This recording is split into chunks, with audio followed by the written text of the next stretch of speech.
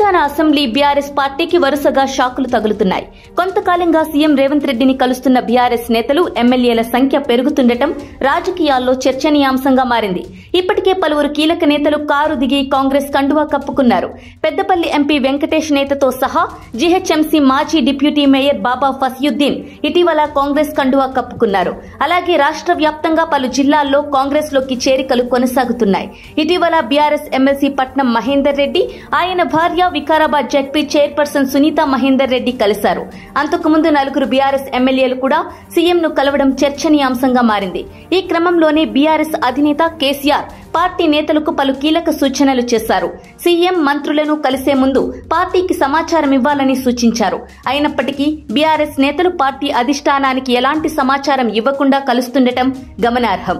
ఇప్పటికే కాంగ్రెస్ పార్టీలోకి బీఆర్ఎస్ ఎమ్మెల్యేలు, నేతలు చేరుతారంటూ ప్రచారం జరుగుతున్న క్రమంలో సీఎం మంత్రులతో బీఆర్ఎస్ నేతల భేటీలు చర్చనీయాంశంగా మారుతున్నాయి. ఇక ఆదివారం కేసీఆర్ ఫ్యామిలీకి సన్నిహితుడైన బొంతు రామ్మోహన్ సీఎం రేవంత్ రెడ్డిని ఆయన నివాసంలో మర్యాదపూర్వకంగా కలిశారు. దీంతో ఆయన త్వరలోనే కాంగ్రెస్ పార్టీలో చేరుతారన్న చర్చ జోరుగా సాగుతోంది.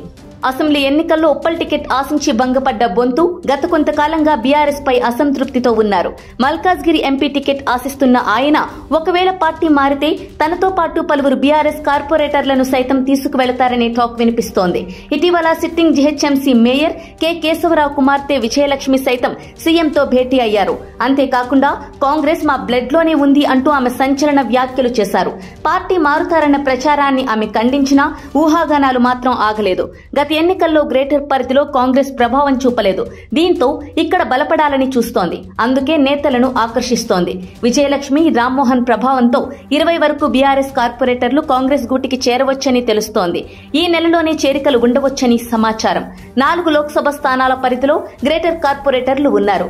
ఒక్క హైదరాబాద్ తప్ప మిగతా 3 స్థానాలైన చేవేళ్ల, మల్కాజ్గిరి, సికింద్రాబాద్ తో సత్తా చాటాలని కాంగ్రెస్ భావిస్తోంది. అందుకే బలమైన నేతలపై ఫోకస్ పెట్టినట్టు తెలుస్తోంది.